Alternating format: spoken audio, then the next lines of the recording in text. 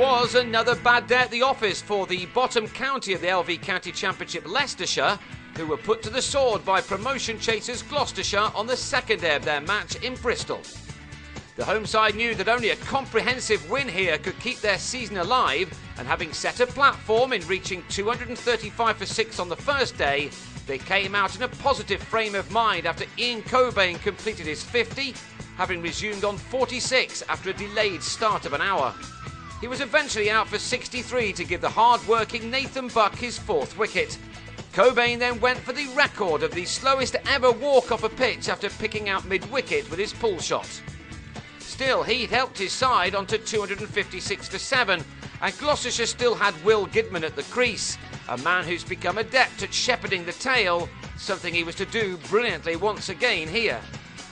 Only 7 overs have been possible in the morning because of the weather, but as that improved, the entertainment got going in the afternoon. John Lewis swung and missed as Buck claimed the first 5-wicket haul of his career.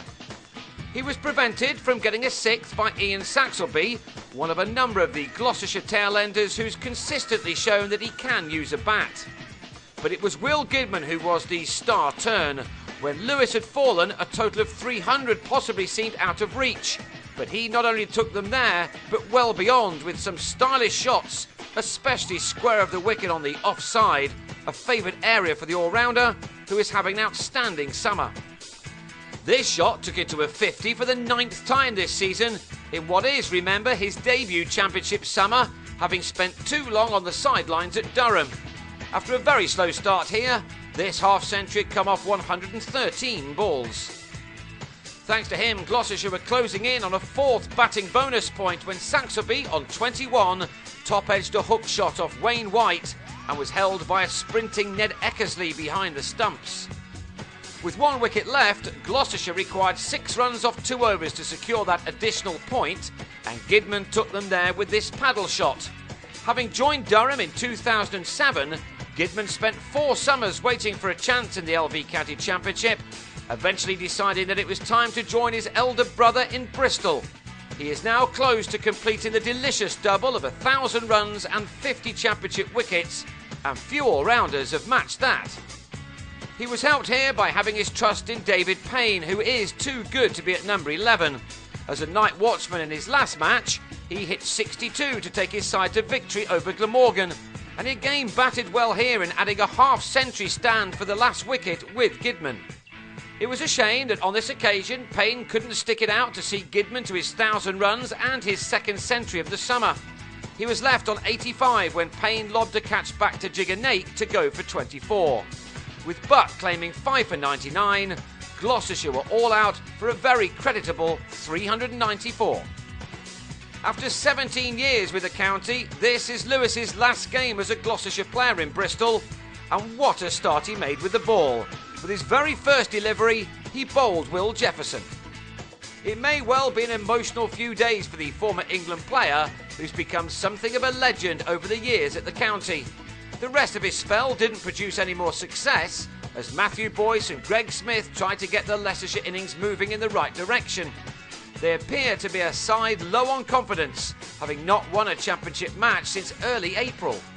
And that was emphasised when they lost 4 wickets in 5 overs for the addition of only 5 runs.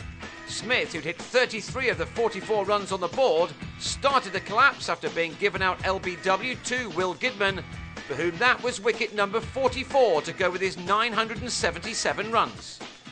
7 balls later, Boyce edged Payne behind to depart for 10, and Payne struck again in his next over by bowling Josh Cobb, although the batsman was unlucky that the ball found its way onto his stumps via bat and body. Payne then made it 3 in 3 overs for him by having James Taylor leg before for a single to leave Leicestershire once again in trouble on 49 for 5. Gloucestershire's admittedly slim hopes of promotion were still alive now. Friday is the best day of weather and they would do their chances no harm at all by finishing this game inside 3 days. For that they would need to enforce the follow-on, which was still some way away. White decided that the best form of defence with the bat was to attack. He was well supported by Eckersley, who's certainly not looked out of his depth since earning a place in the first team last month. He was now helping White to steady the ship as the threat of another very low score for Leicestershire was being wiped out. This was just a third first-class game for the 22-year-old wicket-keeper batsman, who was starting to enjoy some late summer sunshine towards the end of the day.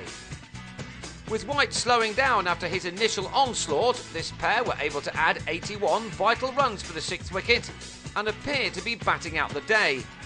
But in the final over, White on 37 had a thrash at a wide ball from Will Gidman and smashed it straight to Kane Williamson at backward point.